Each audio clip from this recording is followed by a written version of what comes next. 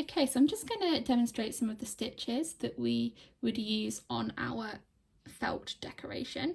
So the first one we're going to start with is backstitch. So before you do any of this, you need to make sure that you've got your pattern pieces cut out. So if it's like the polar bear, you'll have your pre-printed fabric with your felt behind it, or if you've got, for example, the hedgehog, you will have numerous different pieces of fabric that are placed together, ready for you to stitch on top of. So I'm going to demonstrate on this one, and I'm just going to show you how to do backstitch. So it's very simple stitch.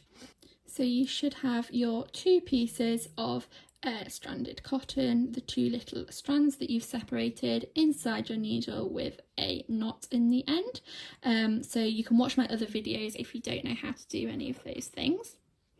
And what we're going to do is we're just going to start placing the stitches where it says to you in the instruction booklet. So if you've got, for example, the polar bear, you can see where you should be putting the dark grey bits. So that's in all of the kind of leg creases and on the mouth and on the ear.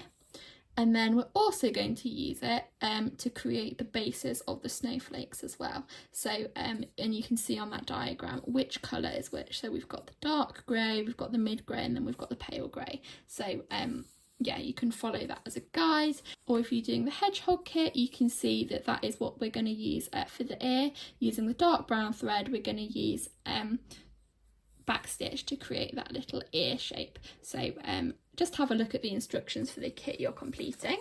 So I'm going to show you how to stitch the ear. So what we're going to do is we're going to come up through the fabric a few millimeters from the edge of the line that we're going to stitch. So if you've got a printed line to follow, we're literally just going to stitch over that. If not, then you can either draw one on. So for example, on the hedgehog, you can draw your own ear, or if you would prefer, you can just freehand it. And we're going to go back on ourselves to create a little stitch. So you can see that we've created that first little stitch that's a few millimeters along. We're then going to leave a gap about the size of the stitch you've just created and come back up through the fabric. And then we're going to go back on ourselves to meet the previous stitch, which is why it's called backstitch.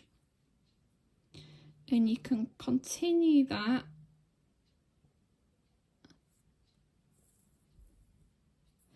until you've created your shape.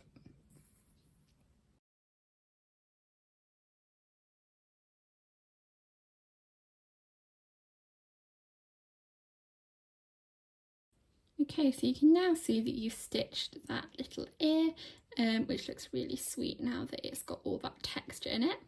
So that is how you do backstitch.